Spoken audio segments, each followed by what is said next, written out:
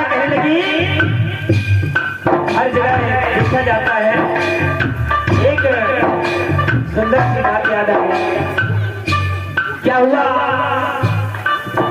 कि जब आदमी इस धराधाम पर नहीं रहता है, एक समय क्या देखा भोले बाबा के श्री चरणों में, भोले बाबा ने क्या देखा, इस धराधाम पर एक बार एक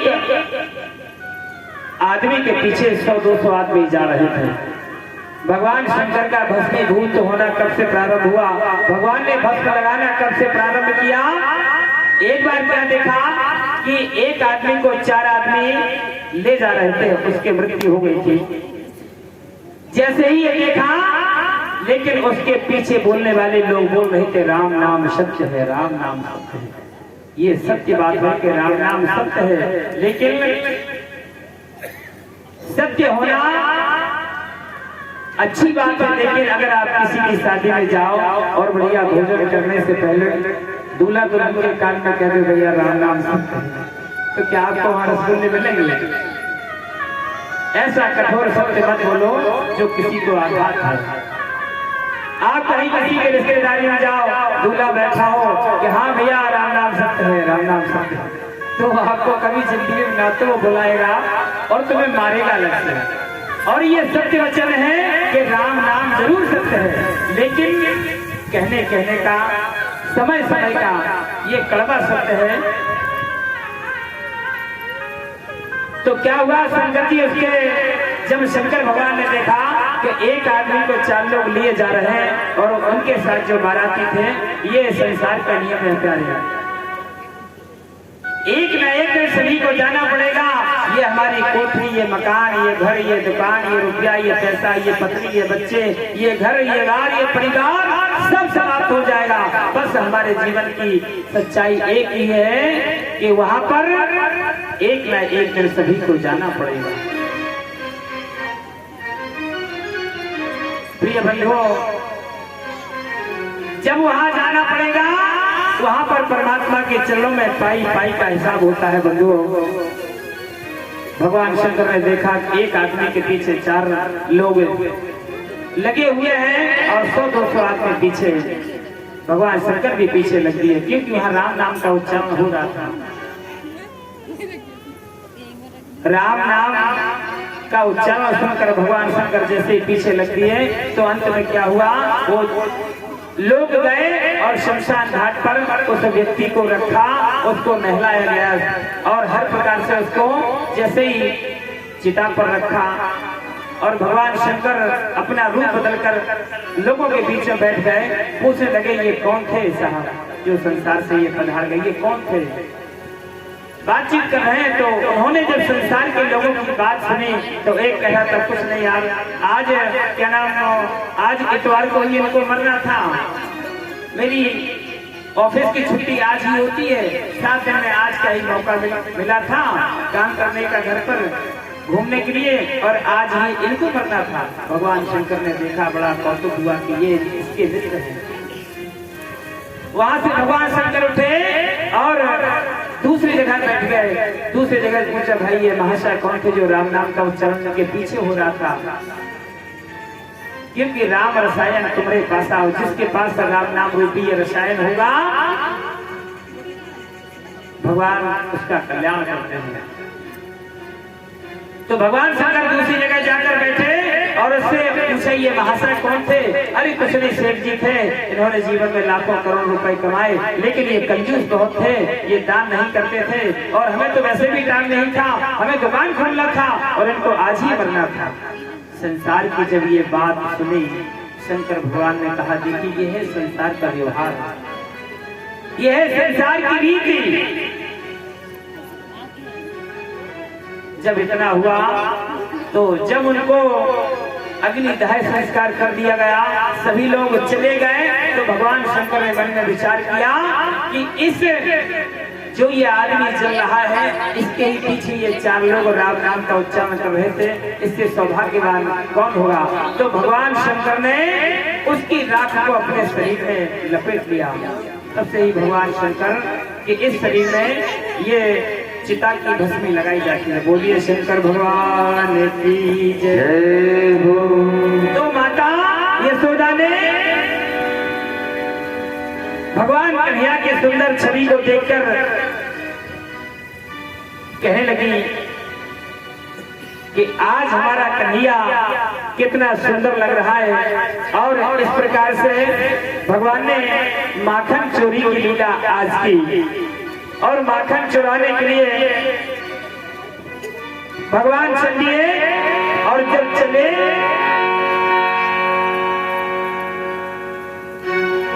तो बाल सखाओं के बीच में माधव ने माखन चोरी प्रारंभ की। तो एक सखा से कहने लगे, क्या है सखा, आज हमारा चोरी करने के लिए तो जा रहे हैं, लेकिन सबसे पहले अपने घर में ही चोरी करना अपन लोग पहले प्रैक्टिस करते हैं।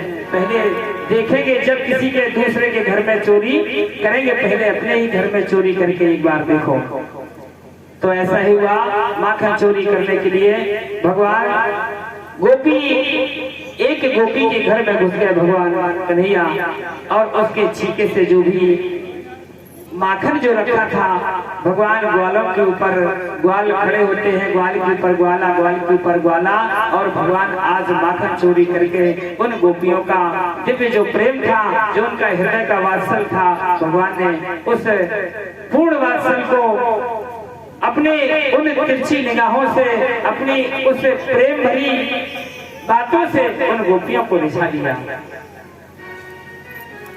और एक दिन क्या हुआ कि एक गोपी माता यशोदा के पास शिकायत करने के लिए चली आई। कहने लगी, माँ, आपका जो कन्हैया है ना, ये आपका जो छैया है, बहुत ही ज्यादा मुझे तंग करता है, मुझे बहुत ही परेशान करता है।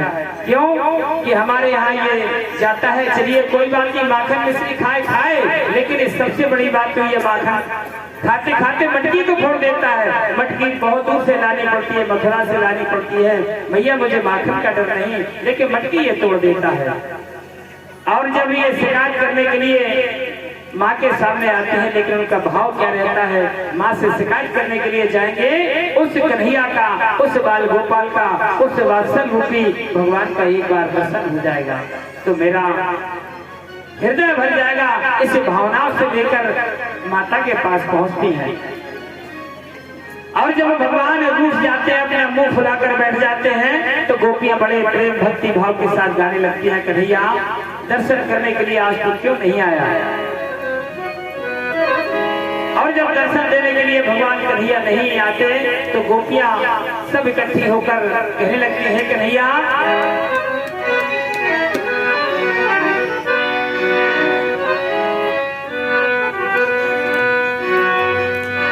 आज सोनी है गोकुल नगरिया, आजा आजा सवरिया, गोकुल नगरिया, आजा आजा सवरिया, है गोकुल नगरिया,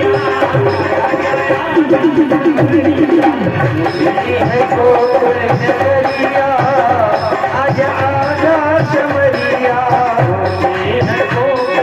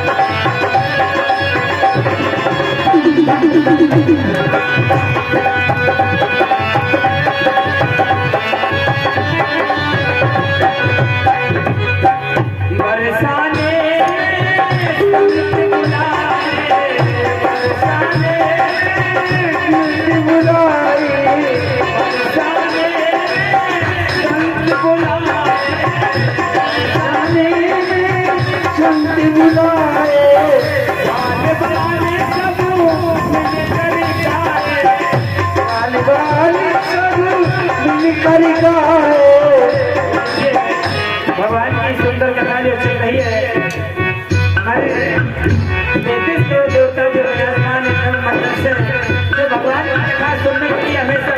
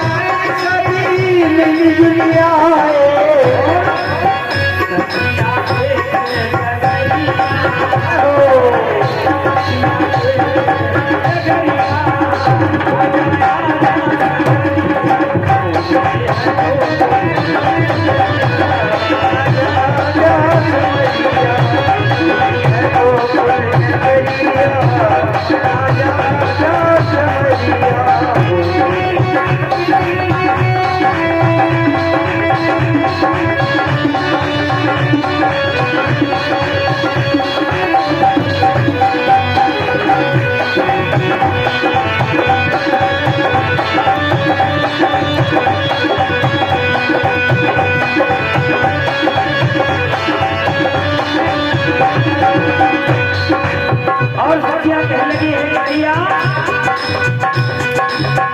ऐसी प्रीत लगी मन को, ऐसी प्रीत लगी मन को, ऐसी प्रीत लगी मन मोहन, ऐसी प्रीत लगी मन मोहन, तेरे बिन सखिया हो गई जोगन, तेरे बिन सखिया हो गई जोगन, हो गए हैं नगरिया, आजा आजा सावरिया, आजा आजा सावरिया, हो गई है गोकुल नगरिया, आजा आजा सावरिया, हो गई है गोकुल नगरिया, आजा आजा सावरिया, हो गई है गोकुल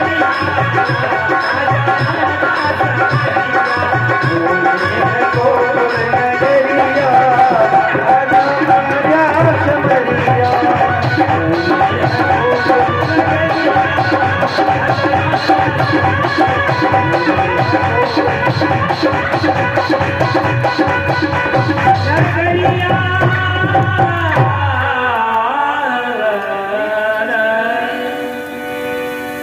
सुनी है गोकुल नगरिया, आजा आजा सवरिया।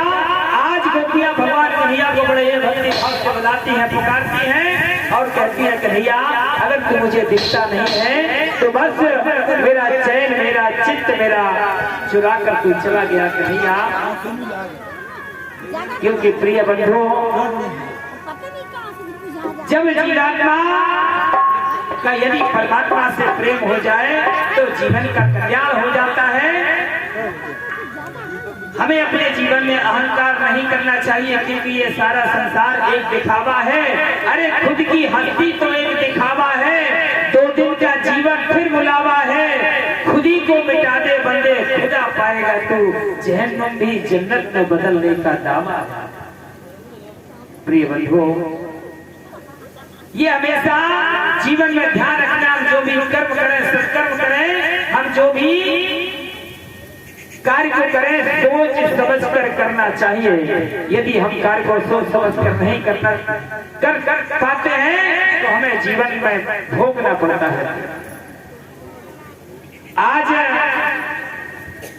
गोपियां भगवान कन्हैया के साथ बड़ी आनंदित होकर बड़ी भक्ति भाव से उनके साथ खेलती हैं, उनको माखन खिलाती हैं, उनसे प्रेम करती हैं, उनसे बड़ा ही स्नेह करती हैं। एक दिन क्या हुआ, भगवान बड़े ही कौतुकी हैं। भगवान ने सोचा कि माखन मिश्री खाते खाते तो बहुत दिन हो गए, हो ना हो, अब चलिए उस जो ब्रज की जो मिट्टी है उसका रस का आनंद लिया जाए। तो भगवान ने क्या देखा, भगवान गए बाहर एक मिट्टी ली और मिट्टी का ढेला उन्होंने मुखार बिंदु में रख लिया, और जैसे मुखार बिंदु में रखकर वो खाने लगे। और यहाँ बलराम ने देखा, बलराम के पास पहुंचे, मैया यहाँ लाला ने मिट्टी खा ली है। जब ये देखा लाला ने मिट्टी खा ली है तो मैया को जब बलराम जी ने शिकायत की तो मैया ने कहा अच्छा इसने मिट्टी खा ली है। मैया तुरंत दौड़ कर आई, और जब मैया दौड़ कर आई तो मन में विचार किया अगर मैंने इसको लाड़े में ज्यादा बिगाड़ लिया तो आज ये मिट्टी खाएगा, कल ये पुड़िया खाएगा और परसों और कुछ भी खाएगा, इसलिए इसको दंडित करना चाहिए। तो मैया ने अपनी साटी उठाई और भगवान कन्हैया के पीछे दौड़ने लगी और डांट लगाई कि तूने मिट्टी खाई है। भगवान ने कहा नहीं, मैंने मिट्टी नहीं खाई है मैया। अगर तुम्हें विश्वास नहीं होता है तो मेरा मुख देख लो। भगवान कन्हैया को जब माने अत्यंत डांट लगाई तो भगवान कन्हैया मुंह लटका कर बैठ गए और कहने लगे मैया कि मैया मोरी मैं नहीं माखन खायो कि मैया मोरी मैं नहीं माखन खायो। जब ये माखन चोरी की माता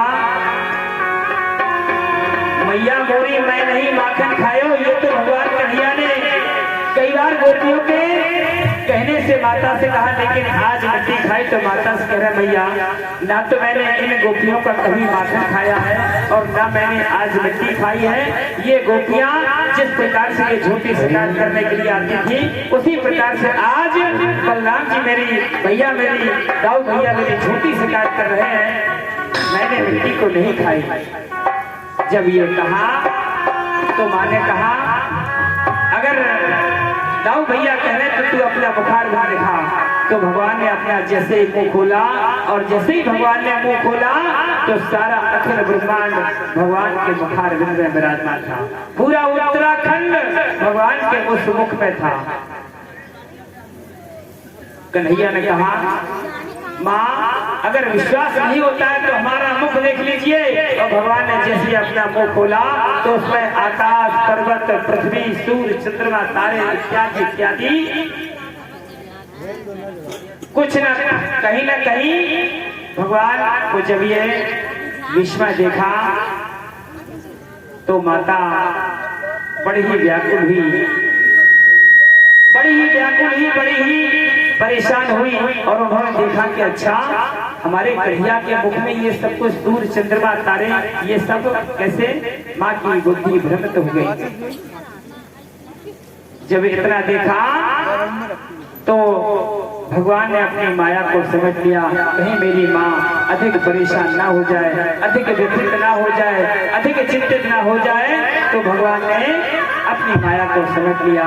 तो माँ ने कहा चलो हमारी ही बुद्धि खराब थी, ना तो हमारे लाला के मुख में मिट्टी है। और इस प्रकार से कहकर बलदाऊ को कहा बलदाऊ तुम झूठ बोलते हो, हमारा कन्हैया कभी मिट्टी नहीं खा सकता। इस प्रकार से भगवान ने ये मिट्टी खाकर ये भी एक लीला की। जय श्री राधे, जय श्री राधे।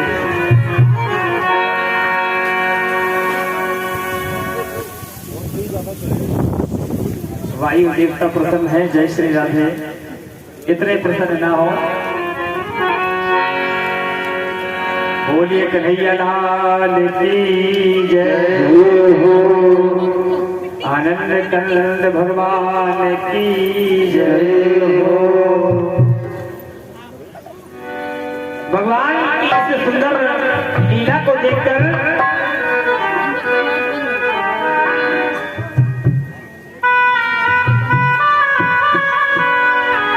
माता ने कहा हमारी बुद्धि बौरा गई थी जो मैंने अपने कन्हैया पर शक किया, और जब भगवान पर शक किया तो भगवान कन्हैया मुंह फुलाकर थोड़ी देर में जरा सी बात पर बैठ जाते थे, क्योंकि भगवान तो बहुत ही है।